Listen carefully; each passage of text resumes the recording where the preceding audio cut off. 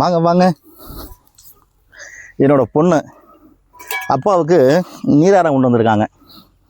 நீராகாரம் இந்த வார்த்தை வழக்குழைஞ்சு 20 வருஷத்துக்கு மேலாச்சு கிராமங்களில் கூட. அன்னைக்கெல்லாம் கிராமங்களில் ஒவ்வொரு வீடுகள்லையுமே பார்த்தீங்கன்னா 10 பேர் குறையாமல் இருப்பாங்க. இரவு மட்டும்தான் சாதம் சமைப்பாங்க. அப்படி சமைக்கிற சாதத்தை குடும்பத்தில் உள்ள 10 பேரும் சாப்பிட்டுட்டு மிச்சம் உள்ள சாதத்தில் தண்ணி ஊற்றி வச்சுருவாங்க. தண்ணி ஊற்றி வச்சுட்டு காலைல எந்திரிச்சு எல்லாரையும் முகத்தை கழுவிட்டு பல் விளக்கிட்டு அவங்களுக்கு காலை உணவு இந்த நீராகாரம் தான். வயலில் வேலை பார்க்குறவங்க எல்லாருக்குமே. இப்போல்லாம் யாருமே நீராகாரம் குடிக்கிறதே இல்லை.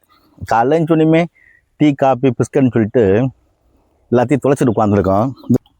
இது வந்து ஒரு இயற்கையான ப்ரோபயோட்டிக் பானம். இதில் வந்து அவ்வளோ நன்மை இருக்குங்க. இன்றைக்கெல்லாம் யாருமே எல்லாருமே மறந்துட்டோம் இந்த நீராகாரம் குடிக்கிறத.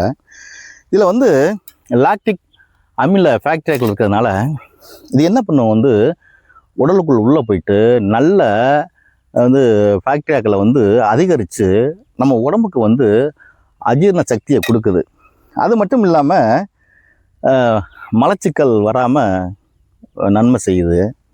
இதில் வந்து நைட்டில் நம்ம வந்து இந்த சாதத்தில் நீர் ஊற்றுறதுனால இந்த நீராகாரத்தில் உள்ள வைட்டமின் B6 வைட்டமின் B12 இது என்ன பண்ணும்னா இரவு முழு ஊறும்போது அதோட ஊட்டச்சத்து மல்டிபிள் ஆகி ஒரு நாளைக்கு நம்ம உடம்புக்கு எவ்வளோ ஆற்றல் தேவையோ அவ்வளோ ஆற்றலையும் கொடுக்கறதுக்குள்ள எல்லா விதமான ஊட்டச்சத்தும் இந்த நீராகாரத்தில் இருக்குது. சமீபத்தில் எய்ம்ஸ் மருத்துவமனையில் நீராகாரத்தை ஆய்வு பண்ணாங்க. அப்படி ஆய்வு பண்ண அவங்களுக்கு இந்த நீராகாரத்தில் நோய் எதிர்ப்பு தன்மை வந்து அதிகமாக இருக்கதா சொல்லியிருக்காங்க. இதெல்லாம் எல்லாத்தையும் மறந்துட்டு வேறு மாதிரியான ஒரு வாழ்க்கை நம்ம வாழ்ந்துக்கிட்டு இருக்கோம். முடிஞ்சளவு இப்போ யாருமே வந்து சமைக்கிறதே இல்லை.